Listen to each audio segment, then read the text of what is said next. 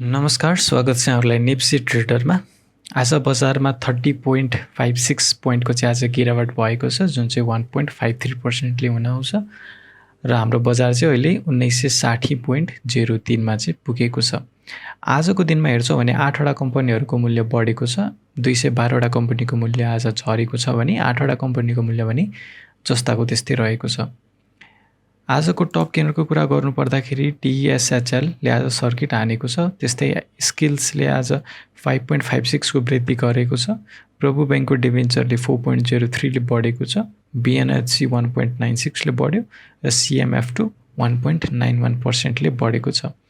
Top लुजरको कुरा गर्छौँ भने एलइसी आज सर्किट नेगेटिभ सर्किट हानेको छ भने सिटी आज नेगेटिभ सर्किट नै यसले पनि हानेको छ। ग्रिन भेन्चर्स आज 8.79% ले झरेको छ, केबिएसएच 8.39 ले झरेको छ, एसपिसी भने 7.22% ले झरेको छ। टर्नओभरको कुरा गर्छौँ भने चाहिँ एसएचएल, आइएलआई, सिटी, एमबिएल र इबिएलहरूमा चाहिँ राम्रो टर्नओभर देखिएको छ। इन्भेस्टरहरू चाहिँ बजार झरे तापनि यी कम्पनीहरूमा चाहिँ इन्ट्रेस्टेड छन् भन्ने कुरा बुझिन्छ, किनभने टर्नओभर एकदमै ज्यादा आएको छ। भोल्युमको आधारमा हेर्छौँ भने ग्लोबल आइएमईको प्रमोटर सेयर केइएफ, एमबिएल, एसएलएल, एलएसएल, त्यस्तै एनएमबिएचएफ1 को चाहिँ आज भोल्युम एकदमै ज्यादा आएको छ।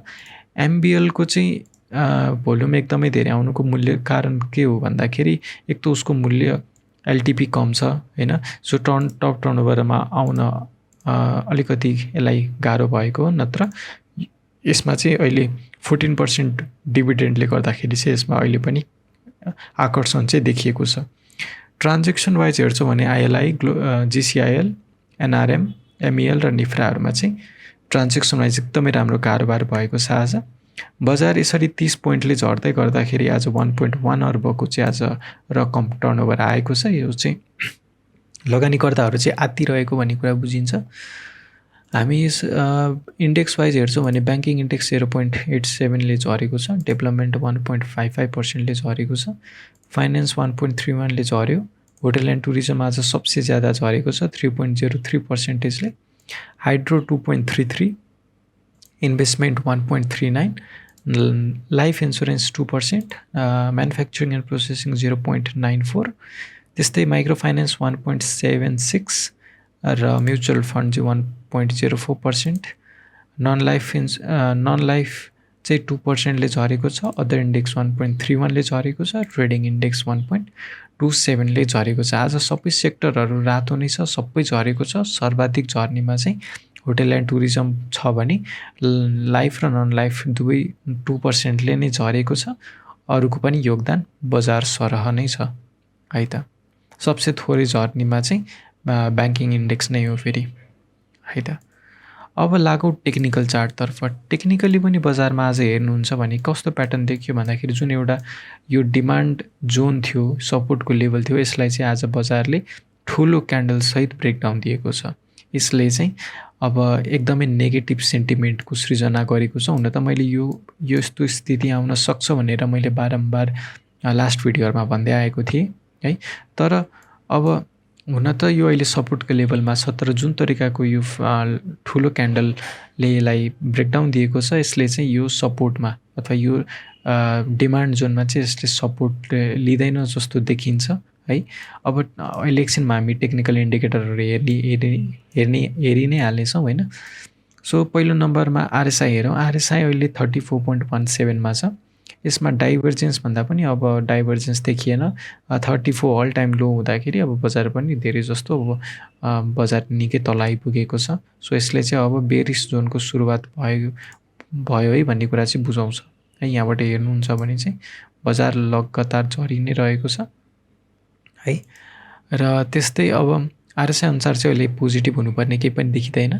एमएससिडी लगाएर हेरौँ एकचोटि। एमएससिडी अनुसार पनि हेर्छौँ भने आज हिस्टोग्राम नेगेटिभ एरियामा बढेको छ। यसले चाहिँ आगामी दिनसम्म अझै धेरै करेक्सन कन्टिन्यू रहने सङ्केत गर्छ। बोलिङ्गर ब्यान्डमा पनि लोअर ब्यान्डलाई छोएको थिएन केही दिनसम्म, त्यसकारण हामी अलिकति पोजिटिभ हुन सक्छौँ कि जस्तो लागेको थियो, तर आज चाहिँ लोअर ब्यान्डलाई पनि घचेडेर निकै तल आइपुगेको छ। यसले चाहिँ केही दिनसम्म तीव्र गतिले झर्ने सम्भावना चाहिँ राख्छ है त। किनभने एकचोटि घचेटेपछि फर्किने चान्स एकदमै कम हुन्छ। यहाँ चाहिँ फर्केको थियो हैन, तर यो माथि फर्केको थियो।